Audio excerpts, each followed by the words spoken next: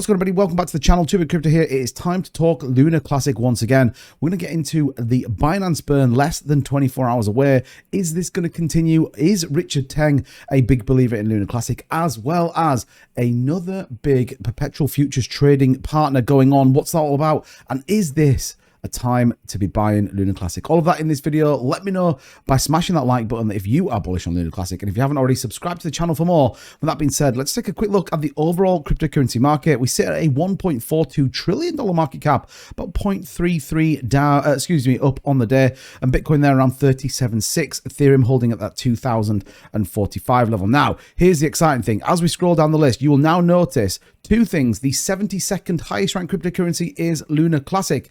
And if we go a little bit further, and I just wanted to bring this out, USTC is now the 96th highest ranked cryptocurrency by market capitalization. Who would have thought that? So if we go into the actual numbers, you can see there 1176 is the current price on Luna Classic. And our market cap is down a little bit by 0.4, and our overall trading volume at about 148 million is down about 43%. Now, here's the important bit before we dive into the Binance burns.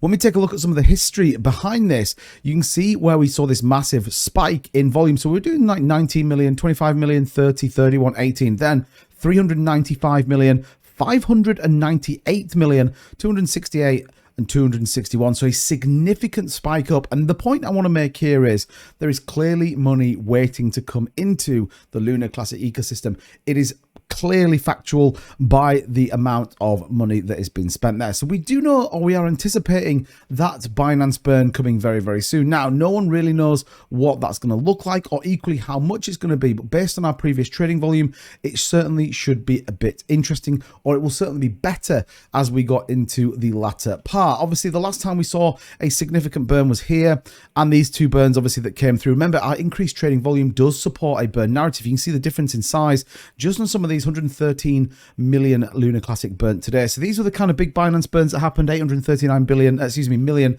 that we got burnt, and then obviously the slightly smaller ones as our trading volume did decline. So we are expecting a decent burn. The big question is Richard Teng going to support and continue to do the burns? Well, in my opinion, there's no other reason why he wouldn't. They even took on a new member of staff to support in terms of building out digital assets. So therefore, there must be something else to this that I think meets the eye. And again, any new CEO goes into a business, you don't change anything. And when you look at the trading volume they can get, there's no reason why I think they stop it. And I think if anything, we might actually see this develop a little bit further.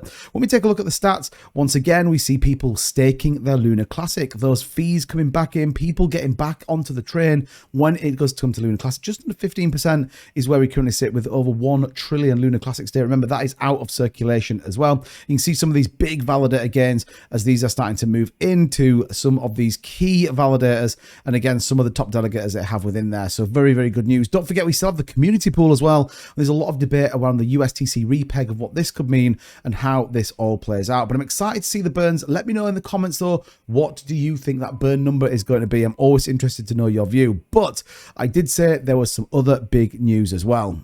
And that news is this. LBank will be launching a 1,000 Lunc USDC margin perpetual contract. Now, you might be thinking, hold on a minute, 2Bit, what has this got to do with anything? But here is the point. Why are exchanges all of a sudden starting to list perpetual contracts for Lunc? Because they see the volume and they see what happens on the back of it. So it says here, the Terra Classic ecosystem-backed cryptocurrency Lunc recently amassed substantial attention within the world of cryptocurrencies.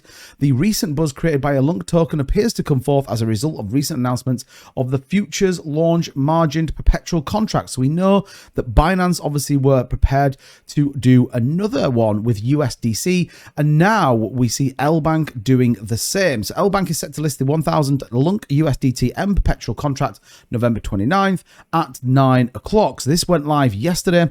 The trading pair reportedly has a leverage of 50x, besides also boasts a tick size of that 401, along with funding fee settlement frequency set at every hour. Additionally, the aforementioned launch is expected to effectively upon the commencement of trading of these contracts. So another pairing from LBank. This is important as we start to see volume. What does it do? It creates awareness, and people do like that. It brings people back into the ecosystem. What I think is really good to see as well on the price is we are holding this upper range on the price right now, and actually we see this big change right now on the shorter time frame, breaking up above the 200. Likewise with the 50 and the 100 day, all starting to head north. And if we can hold up this price at the 117s, it won't be long, I don't think, until we retest the top range of the 12.8 and then maybe even further pushing.